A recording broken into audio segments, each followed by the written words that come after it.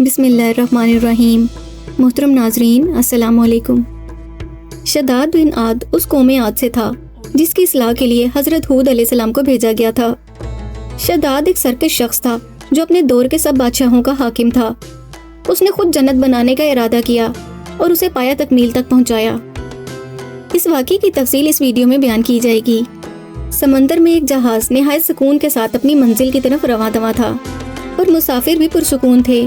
ان مسافروں میں ایک ایسی عورت بھی موجود تھی جس کے ہاں بچے کی پیدائش ہونے والی تھی۔ چاروں طرف دور دور تک زمین نظر نہیں آ رہی تھی۔ پرسکون سمندر کی لہریں آہستہ آہستہ تیز ہوتی جا رہی تھیں اور ساتھ ہی ہوا بھی تیز ہوتی جا رہی تھی۔ وقت گزرنے کے ساتھ ساتھ سمندر کی لہروں اور ہوا میں کافی تیزی آ گئی اور مسافروں سے بھرا ہوا جہاز ڈولنے لگا۔ مسافروں میں بے چینی کی کیفیت بڑھتی جا رہی تھی۔ دیکھتے ہی دیکھتے یہ لہریں ایک سخت طوفان میں تبدیل ہو گئیں اور جہاز ان لہروں سے ٹکرا کر پاش پاش ہو گیا۔ کچھ لوگ پانی میں گر گئے اور کچھ لکڑی کے تختوں کے اوپر پڑے اپنی جانیں بچانے کی کوششوں میں مصروف تھے۔ جس عورت کے ہاں بچے کی پیدائش ہونے والی تھی وہ بھی ایک تختے کے اوپر بے ہوش پڑی تھی اور تختہ لہروں کے رحم و کرم پر ایک سمت بہتا ہوا چلا جا رہا تھا۔ بے ہوشی کی حالت میں ہی اس عورت کے ہاں بچے کی ولادت ہوئی۔ بعد ازاں اللہ کی طرف سے ملک الموت کو حکم ہوا کہ اس عورت کی روح قبض کر لی جائے۔ ملک الموت نے فوراً اس کی روح قبض کر لی۔ بچہ اسی تختے پر پڑا رہا۔ سمندر کی لہریں اس تختے کو بہا کر خشکی کی طرف لے گئیں۔ جس وقت تختہ کنارے پر پہنچا تو قریب ہی موجود ایک آدمی نے اسے پکڑ لیا۔ مردہ عورت کو تو ایک گڑھا کھود کر دفن کر دیا۔ البتہ بچہ جو کہ ابھی زندہ تھا اسے اپنے گھر لے گیا۔ چونکہ اس آدمی کی اولاد نہیں تھی اس لیے بچے کو دیکھ کر اس کی بیوی بہت خوش ہوئی۔ میاں بیوی نے اس بچے کا نام شداد رکھا۔ شداد 7 برس کا ہو گیا۔ ایک روز گاؤں کے باہر وہ بچوں کے ساتھ کھیل رہا تھا کہ اچانک ہی شور اٹھا کہ بادشاہ کی سواری آ رہی ہے۔ یہ سنتے ہی سب بچے ڈر کے بھاگ گئے، لیکن شداد قریب کے ایک ٹیلے کے پیچھے چھپ کر بادشاہ کی سواری اور شاہی لشکر کا نظارہ دیکھنے لگا۔ یہاں تک کہ تمام لشکر گزر گیا اور بادشاہ کی سواری گزرنے کے بعد کچھ خادم گری پڑی ہوئی چیزوں کو جمع کرنے کے لیے لشکر کے پیچھے پیچھے آئے۔ ان میں سے ایک خادم نے راستے میں ایک پوٹلی پڑی ہوئی پائی۔ اس نے جب پوٹلی کو کھول کر دیکھا تو اس میں ایک سرمے دانی تھی۔ وہ شخص اپنے ساتھیوں سے کہنے لگا کہ سرما ملا ہے، اگر تمہاری اجازت ہو تو اسے میں اپنی آنکھوں میں لگاؤں، کیونکہ میری بینائی بھی کچھ کمزور ہو گئی ہے، شاید اس سے کچھ فائدہ ہو جائے۔ اس کے ساتھیوں نے جواب دیا کہ بغیر آزمائے ہوئے آنکھوں میں ہرگز مت لگانا، کہیں فائدے کے بجائے الٹا نقصان نہ ہو جائے، پہلے کسی اور کی آنکھوں میں لگا کر دیکھ لو۔ یہ سن کر اس خادم نے ادھر ادھر دیکھا تو اسے شداد ایک ٹیلے کی اوٹ میں کھڑا نظر آیا۔ خادم نے اسے بڑے پیار سے پاس بلایا اور کہا، آ بیٹا، ہم تیری آنکھوں میں سرما لگا دیں تاکہ تیری آنکھیں اچھی لگیں۔ شداد نے سرمے دانی اور سلائی لے کر اپنی آنکھوں میں سرما لگایا۔ سرما لگاتے ہی اسے زمین کے اندر چھپے ہوئے تمام خزانے بالکل اسی طرح نظر آنے لگے جیسے صاف شفاف پانی میں چیزیں نظر آتی ہیں۔ شداد بے حد چلاک تھا۔ وہ ہوشیاری سے چلایا، ظالمو، تم نے تو میری آنکھیں پھوڑ ڈالی ہیں، ہائے میں اندھا ہو گیا ہوں، میری آنکھوں میں یہ کیسا زہر ڈلوا دیا ہے، ہائے اب میں بادشاہ کے پاس جا کر فریاد کروں گا اور تمہیں سزا دلواؤں گا۔ خادموں نے یہ سنا تو مارے خوف کے سرما وہیں چھوڑ کر بھاگ کھڑے ہوئے اور شداد اپنی چلاکی اور خادموں کی بزدلی پر خوب ہنسا۔ وہ سرما دانی لے کر اپنے گھر آ گیا اور اپنے باپ سے سارا واقعہ بیان کر دیا۔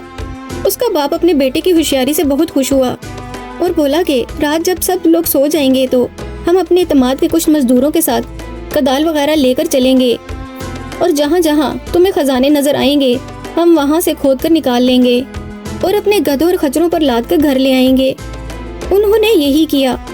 اس طرح شداد نے بہت سا مال و دولت اور جواہرات اکٹھے کر لیے۔ اس نے سب گاؤں والوں کو آئے دن دعوتیں کر کر کے اپنا ہمدرد اور دوست بنا لیا۔ کچھ عرصے بعد شداد اس گاؤں کے سردار کو قتل کر کے اس جگہ خود سردار بن گیا۔ شداد نے اپنی ایک فوج تیار کر لی اور کئی حاکموں سے مقابلہ کیا اور پھر اپنی چلاکی اور بہادری سے باری باری سب کو ہلاک کر دیا۔ اس طرح ترقی کرتے ہوئے شداد ایک دن بادشاہ بن گیا۔ بے پناہ خزانوں اور مال و دولت، وسیع و عریض سلطنت، عظیم الشان لاؤ لشکر اور اپنی ذہانت و طاقت کی وجہ سے شداد اب غرور اور تکبر میں مبتلا ہو گیا تھا۔ پھر اس نے خدائی کا دعویٰ بھی کر ڈالا۔ اس وقت کے نیک لوگوں نے اس ملعون کو حق تعالیٰ کا خوف دلانے اور اس کی عبادت کی طرف رغبت دلانے کی بہت کوششیں کی، لیکن شداد کا کہنا تھا کہ دولت و حکومت، جاہ و حشمت اور عزت و شہرت سب کچھ میرے پاس موجود ہے، تو مجھے کیا ضرورت پڑی ہے کہ کسی خدا کی اطاعت کروں۔ عالموں نے سمجھایا کہ یہ سب ملک و دولت فانی ہے اور اللہ تعالیٰ کی عبادت و اطاعت کرو گے تو وہ تمہیں جنت عطا کریں گے جو اس دنیا سے کروڑہ درجے بہتر ہوگی۔ شداد نے پوچھا کہ اس جنت میں کیا خوبی ہے، تو عالموں نے جو کچھ بھی خوبیاں اور تعریفیں جنت الفردوس کی تھیں وہ سب اس کے سامنے بیان کر دیں۔ عالموں کی باتیں سن کر شداد نے حقارت سے ہنستے ہوئے جواب دیا کہ مجھے اس جنت کی کوئی پرواہ نہیں اور نہ ہی مجھے وہ جنت چاہیے، کیونکہ مجھ میں اتنی طاقت اور قوت ہے کہ میں اس سے بھی اچھی جنت اس دنیا میں بنا سکتا ہوں۔ لہٰذا تمام عالموں اور واعظوں کو دکھانے کے لیے شداد نے اپنی جنت بنانے کا فیصلہ کر لیا۔ سب سے پہلے اس نے اپنے معتبر سرداروں میں سے 100 آدمیوں کا انتخاب کر کے انہیں جنت بنانے کے لیے نگران مقرر کیا اور ہر ایک سردار کے ساتھ ہزار آدمی متعین کیے۔ زمین میں دفن شدہ تمام خزانے نکلوا لیے اور ذخائر سے سونا چاندی نکلوا کر ان کی اینٹیں تیار کروائیں، اور کوہ عدن سے متصل ارم نام کا ایک شہر مربع کی شکل میں 20 کلومیٹر لمبا، 20 کلومیٹر چوڑا اور 80 کلومیٹر اونچا بنانے کا حکم دیا۔ اس شہر میں 4000 محل سونے اور چاندی کی اینٹوں سے تعمیر کیے گئے۔ ان عمارتوں میں یاقوت اور قیمتی پتھروں کے ستون نصب کیے گئے۔ مکانوں میں فرش بھی نہایت قیمتی پتھروں سے بنائے گئے۔ ہر ایک محل کے لیے الگ الگ نہر جاری کی گئی۔ زیبائش اور سائے کے لیے مختلف قسم کے درخت لگائے گئے۔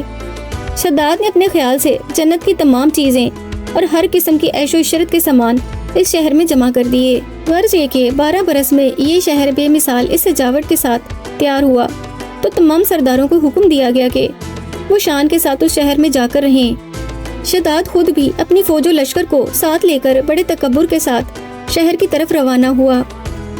راستے میں عالموں اور واعظوں کو جلانے کی خاطر کچھ دیر رک کر انہیں حقارت کے ساتھ کہنے لگا کہ نعوذ باللہ، تم یہی جنت حاصل کرنے کے لیے مجھے ایسی ہستی کے سامنے سر جھکانے اور ذلیل ہونے کے لیے کہتے تھے نا، جسے آج تک کسی نے نہیں دیکھا۔ اگر تمہیں میری قدرت اور مال و دولت دیکھنے ہو تو میرے ساتھ چلو۔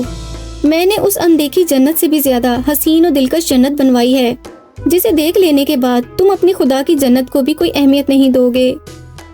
شداد جب اپنی بنائی ہوئی جنت کے قریب پہنچا تو اس شہر کے باشندوں کا ہجوم اس کے استقبال کے لیے شہر کے دروازے سے باہر آ کر اس پر زر و جواہر نشاور کرنے لگا۔ جب شداد شہر کے دروازے پر پہنچا تو اس کا ایک قدم دروازے کے باہر اور ایک قدم اندر تھا کہ آسمان سے ایک سخت کڑکدار آواز سنائی دی، جس سے تمام مخلوق ہلاک ہو گئی۔ شداد بھی وہیں دروازے پر اس شہر کو دیکھنے کی حسرت دل میں لیے مر گیا۔ صدیوں بعد ایک صحابی اپنے گمشدہ اونٹ کی تلاش میں اتفاقاً ارم شہر کی طرف جا نکلا۔ واپس جا کر وہاں کی ایک سچی نشانی اس نے حاکم وقت حضرت امیر معاویہ کو دکھائی۔ کافی تلاش کے باوجود آپ کو وہ جنت نہ مل سکی۔ شداد کی بیش قیمت جنت ابھی بھی اسی دنیا میں موجود ہے، مگر اللہ تعالیٰ نے اس انسانوں کی نظروں سے اوجھل کر دیا ہے۔ محترم ناظرین، اگر آپ کو ہمارا آج کا واقعہ پسند آیا ہو تو اس ویڈیو کو لائک اور شیئر کیجیے، اور اس طرح کے مزید تاریخی، تحقیقی اور معلوماتی واقعات کے لیے ہمارے چینل اشال اسلامک اسٹوریز کو سبسکرائب کیجیے۔